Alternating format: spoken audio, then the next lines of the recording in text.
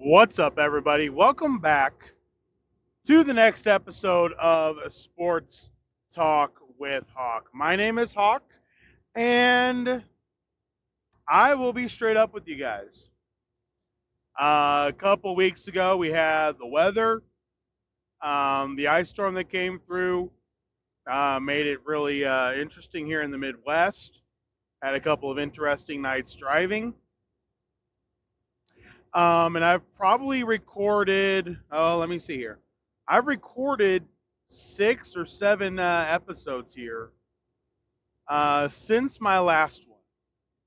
And all on basically different topics, the NBA, MLB, etc. And just listening to them, they didn't have the same juice. Now, I'm not as big of a fan as the rest of the sports. I used to be. I used to be. But I don't know. It's not the same as football. So I'm going to try. They just didn't have the same juice, and they just may not. They just may not. It's not football. I didn't like them, so I didn't post any of them. So it is now March 4th. We are basically a month removed from the Super Bowl.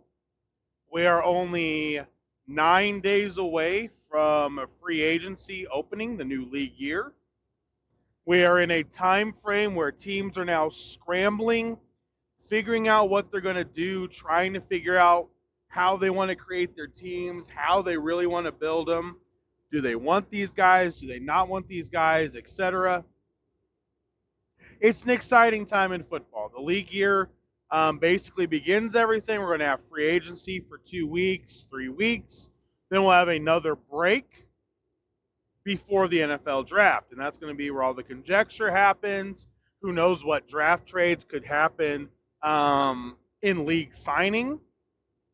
I love it. I do want to bring the other sports. I just struggle with it not bringing the same amount of pep and strength to the podcast as the other, basically the other topic, football. But maybe that's just how it's going to be, and we'll fight through the off season as best as we can. So let's get into it. The big news today. The Denver Broncos have informed Russell Wilson that he's going to be cut. This will give the Broncos $85 million in dead cap the next 2 years. Basically $40 million this year, $45 million next year. That's a lot. That's dead cap. Now, how are the Broncos going to play this? Put yourself in the GM's shoes. You just got Jim Harbaugh into the division.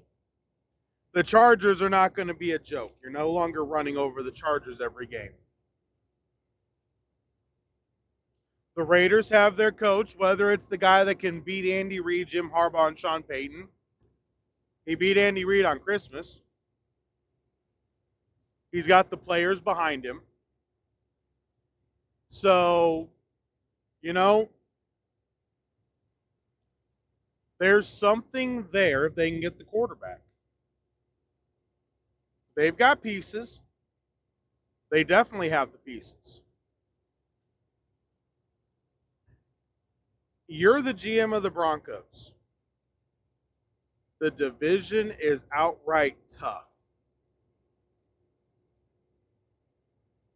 You've got an easier schedule this year.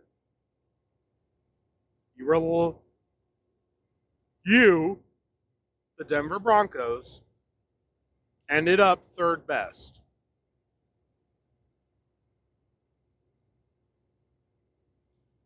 How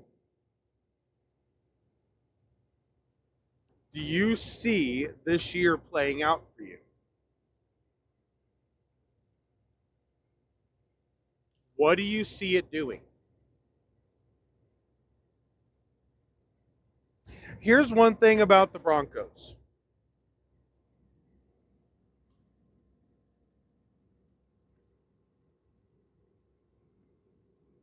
Here's the one thing about the Broncos.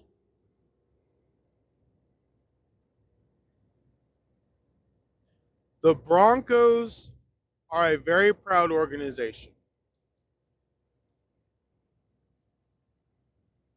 Very proud. Here's the other thing. They're smart.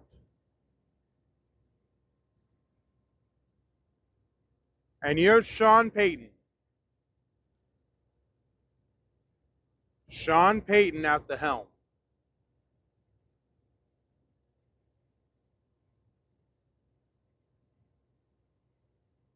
What do? I'm trading for 2025.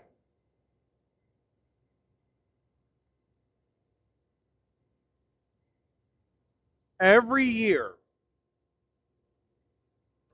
there's a team that is looking to the next year.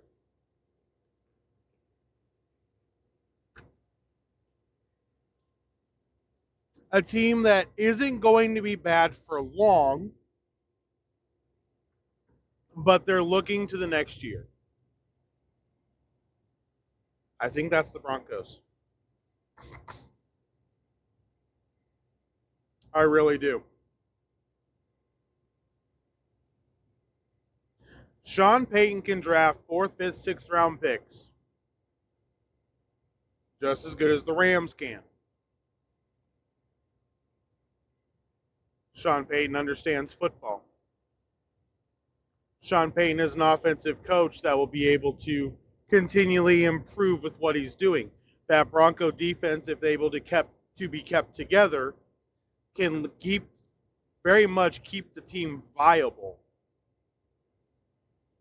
through this transition. You're cutting Russell Wilson. He's making a ton of money off of being cut.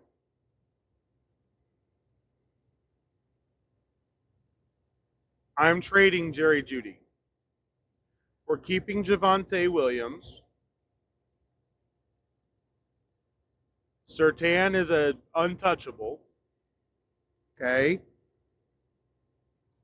Simmons, I may look at trading. The safety. I may look at trading Simmons. Sutton is 2 years younger than Jeudy. He's got the contract length. You could keep him around, but you can probably get a 3rd round pick, maybe even a 2nd round pick for him. You're going to explore your options. There may be a team willing to offer you a 1st because of the contract itself. His contract makes him very attractive.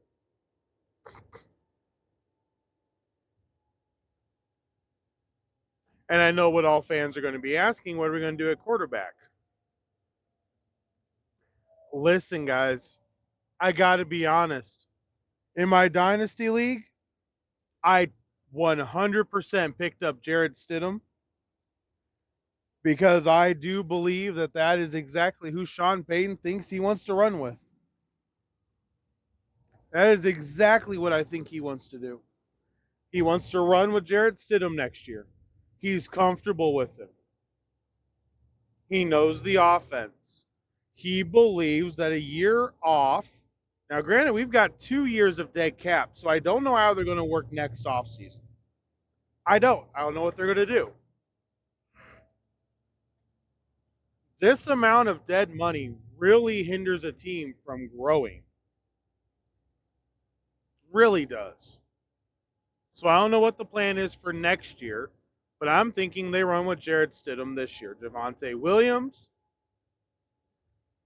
and they're going to roll it and see what they got. Now, On top of that, in their own division, L'Jarius Sneed was given the non-exclusive franchise tag. Now, what does that mean? That means basically it's the same thing as a restricted free agent in baseball. The Chiefs have the ability to match. The Chiefs can trade. But if the teams are smart, nobody's going to give the Chiefs capital. Follow me on this. The salary cap rose $20 million. L'Jarius Sneed's franchise tag amount is $19.7 million. They can't afford to keep him. Truthfully, can't afford to keep him. Know what I'm doing? Letting him keep him. Force the Chiefs to make the move. Force the Chiefs to run with $20 million on their cap that they really don't want to. What they're doing is being greedy. What they're trying to do is make sure they get compensation for losing a guy like him. It's what they're trying to do. It's exactly what they're trying to do. They want compensation for losing Sneed. It's greed. Make it burn them. Let them keep him. $20 million against their cap that they can't do anything with. Can't do anything with it. Patrick Mahomes is only going to get more expensive, not less expensive. It doesn't work. You cut Valdez-Scantling, that saved you $12 million.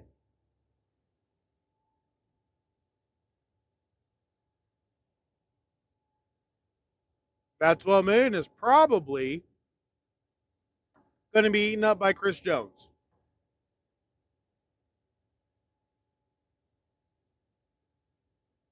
I would absolutely let the Chiefs keep him. I know some team's going to come in, going to offer him, blah, blah, blah, blah, blah. Yes. No. Don't do it. I know it seems counterintuitive. If they don't have money, they can't sign anybody else. And they need receiver help. Let's just be honest. Without a muffed fumble, that wasn't even a muffed punt, without the lucky stars dropping a football on the heel of a San Francisco 49er blocking a gunman, they don't win. They never even have a chance to win. That's simple. That simple. So,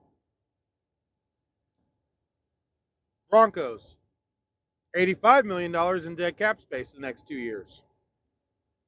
The Chiefs just potentially put $20 million up that they don't really want to spend on one player. They don't want to spend it on one player. If you think they do, you don't understand what's going on. So, with everything that is, how are these two teams looking now? Honestly, like I said, I think the Broncos are the worst in the division. I think the Chiefs fall below the Chargers easily, if not for one thing, for the other thing of the schedule. Like, if you guys remember when I did the quick view opponents, I got the Chargers winning. Why? They're the 4th team in the division. While the Chiefs are going to play the 49ers, the Ravens, the Bills, the Texans. You're talking about a team in Los Angeles that's named the Chargers that's going to play the Cardinals, the Patriots, the Bengals, probably with Joe Burrow back, so yes, that one's hard, and the Titans.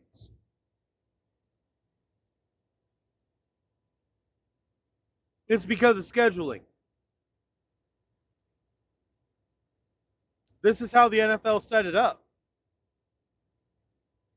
This is how it's supposed to work. The worst teams play the worst teams. And when you're a team like Denver this year, or a team like New Orleans last year, that decided we're going to get our dead cap money out of the way, a team like Atlanta that did the same thing, you let all that dead cap money fall off for a year, you're sitting right back in the thick of things, and you've got a schedule to help you bounce back quick.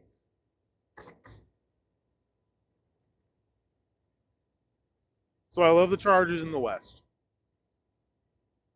All right, more cuts. J.C. Jackson has been cut from the Patriots again. The Patriots now will have over $100 million in cap space. I really hope they use it wisely. No lie. No lie. I hope they use it wisely. Because, my goodness, $100 million in cap space. $100 million. Yes. I don't even know. I really don't. I don't even know. It's really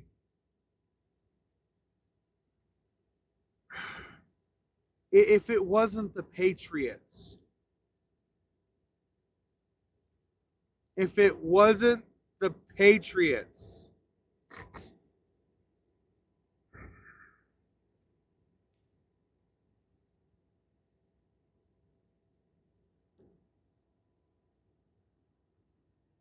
like, I just don't, this new regime, and I know it's unfair.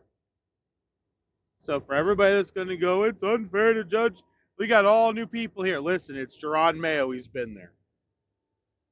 To his credit, he's not being stupid so far like Bill was.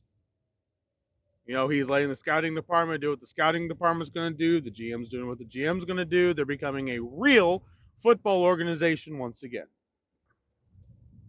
So I think that was kind of the goal anyway. Mayo is a smart guy. He's not Sean Payton, Andy Reid, Pete Carroll. He is nothing like them. Hopefully he's a decent head coach. We'll find out if the Patriot way, quote unquote, works in New England. But here's something that's interesting. The list of free agents is consistently changing how teams are going to attack this offseason. Here's the example. Okay? Here's the example. J.C. Jackson is not going to be looked at as a top tier corner. I don't know. It says the Chargers missed on him. Brandon Staley sucked calling defense. Okay?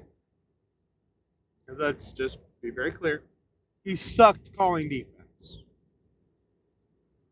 What my initial thought is now is he's probably a B tier quarterback.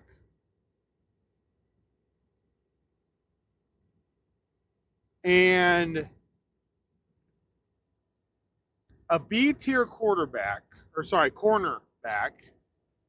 can easily help you get to the Super Bowl. They can easily help you win playoff games. Nothing, difficult about that. Okay? So, another corner that got released was Dante Jackson from the Panthers. Another 30-year-old. To me, he's a B to B minus corner. Some may argue he's a C to C plus. Fair. I mean, I won't split hairs too much. But a team, let's say like the Colts, the Vikings, the Bills, a team that needs depth, a team that needs experience to be able to help handle what's there.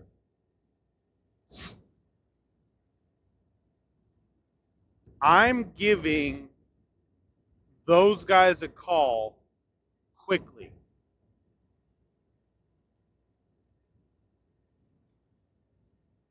Dante Jackson in Buffalo actually looks really good. Like, you play it out, he fits Buffalo really well. They've got Rasul Douglas. Okay.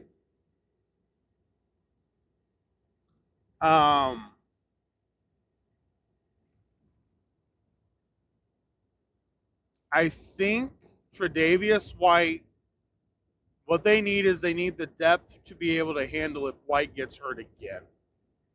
And honestly, at this point, I'm really looking for them to try to restructure White's contract. I know White isn't going to like the idea. He's been injured. There's no betting on yourself right now. They've given you rookie deal. They signed you again. You've been getting injured. It's your turn to pay them back for not just cutting and bailing on you. If you want to stay there, you got to drop it to an incentive deal. We're going to give you a base of $7 million a year with incentives. It's really what you got to go with right now. Maybe even $10 million a year, but I mean, I'd get below double digits. The more people that get released here between now and the league year opening. Now remember, the franchise tag window ends on Tuesday. So we will know everybody that is not being franchise tagged by Wednesday. Before free agency even starts, we will know who is officially released into that pool of players. Okay?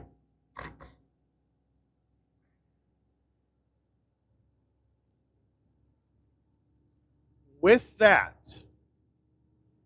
when guys like J.C. Jackson get released, Ontario Jackson get released, Russell Wilson getting released, Mark Glowinski, the guard for the Giants, got released. Now, here's the thing. Glowinski, I think works, and this is what's going to be really interesting. Glowinski works, and works well in a couple offenses. He isn't great against a passing offense. I was thinking about this because I was trying to draw, because there were people that loved the signing by the Giants, and he fell off a cliff basically. And they were all asking why. I go, well, it's really simple. You're playing on the Giants. You have a quarterback that nobody respects. Nobody. They went after him. Glowinski's weakness is pass protection. Has been for a long time, still is, always will be. If your weakness is pass protection, you don't want to be playing on a Giants team where they have to pass the ball all the time. Send him to Denver, or let's say he signs with Denver. Signs with a team like Atlanta. Team like Pittsburgh. Where running the ball matters. The pass is used to basically open up the running game, not the other way around.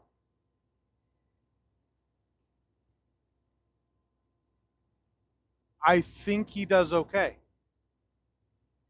I think he turns back into a solid B offensive lineman. The Colts pick him back up. I don't know what's going to happen. Listen, I don't like Anthony Richardson's style. His potential is through the roof. CJ Stroud already understands I got to protect myself. My health is the only way I'm going to make money. He figured that out, and he figured it out quick. Anthony Richardson being bullheaded and saying I'm not going to change my playing style because if you look at the injuries, they're just a bunch of odd injuries. Well, the reality is odd injuries is what makes me think you're injury prone. That's what makes me think you're injury prone. See, if it's the same injury over and over and over, I'm going to be like, well, that injury itself is just killing him. Like ankle injuries. That ankle just rears its ugly head. As you get older and older, it does that. The shoulder for quarterbacks, once it becomes a problem, it never stops being a problem. That's why those who are wondering, is Matthew Stafford basically on the last leg? Yes. His shoulder won't hold out for much longer. That is accurate. You've got to understand this. So like J.K. Dobbins, which I feel so sorry for, and he's now a free agent, and he's going to have to take a deal that sucks for him. Lightning upside. Absolute mud pit of a reality. Just a mud pit of reality. The guy in that Ravens offense, if he's healthy, is one of the best backs in the league. But he never stayed healthy. Not once. Not once. So at what point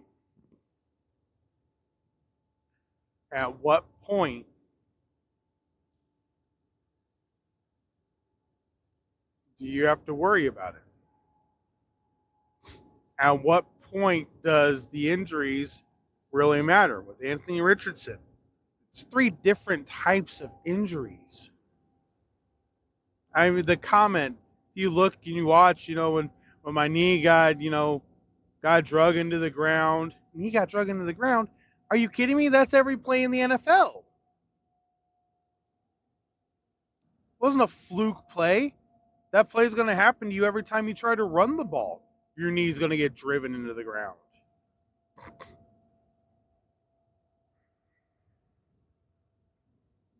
Like, seriously, dude. Your shoulder, we all saw the same thing. It wasn't a hard tackle. Wasn't a hard tackle at all. You just didn't hold up. So as this goes on more and more, you're going to be looking at teams that are really watching the injury stuff. The injury stuff is why I believe Arizona, now this is kind of where I'm leaning right now. When you look at the top landing spots for Michael Pittman Jr., I know the Colts are up there. I don't know why they're as high as they are on most boards. Pittman wants to test the free agent market. The Colts should not pay him $20 million a year. They should not. He does not have the output of a $20 million a year receiver. If you are 6'4", 220 pounds, you should get more than 4 receiving touchdowns, no matter who your quarterback is, because you should be the target down in the red zone. He's not. So, the top spots in my mind for Michael Pittman Jr. are New England, Arizona, and Chicago. Arizona is basically a lock in at the 4 pick unless they really bomb this pick or something really strange happens at 1, 2, or 3. They get Marvin Harrison Jr. The Chargers get Brock Bowers.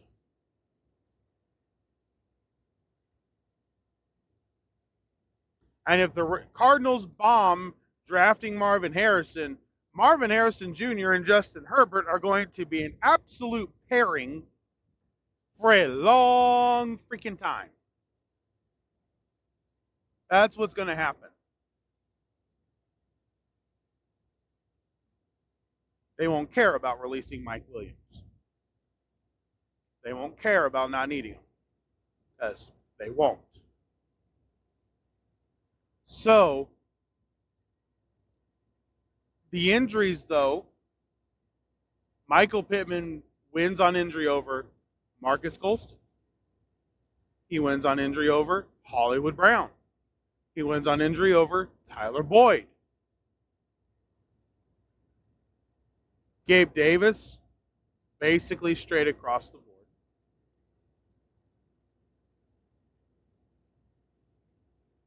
But it's going to be the injuries that change what people do. Incentive-laden deals are becoming common because the money is getting so high. But teams are protecting themselves from having to pay out when they shouldn't really have to.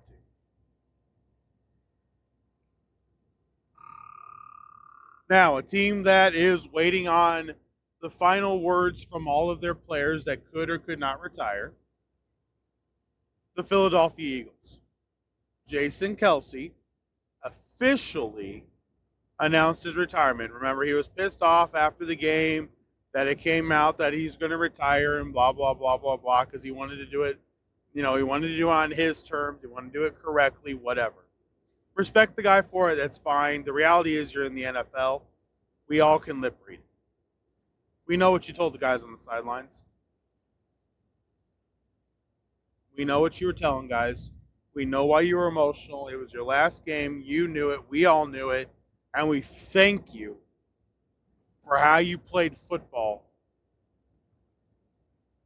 in your career. And we thank you for the fan of football that you are, Mr. Jason Kelce. You leave a ginormous gap in that Philadelphia line. A gap that if Lane Johnson decides he's done, is going to get even bigger. A gap that will not be easily filled.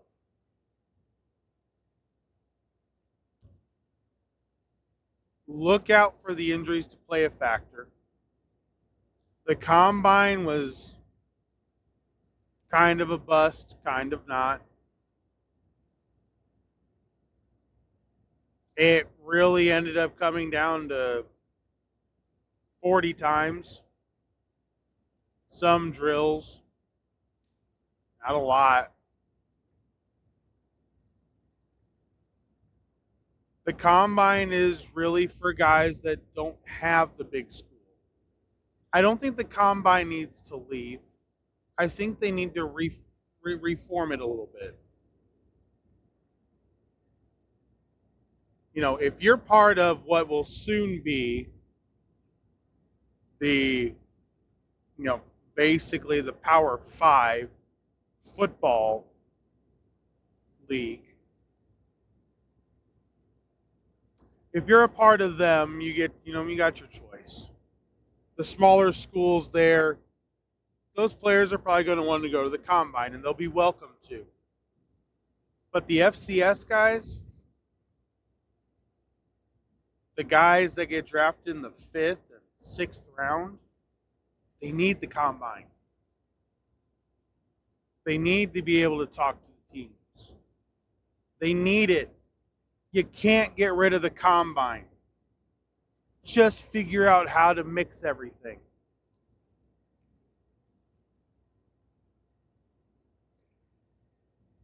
You can put stipulations on it. You can have scouting week. The combine starts the scouting week, Thursday, Friday, Saturday.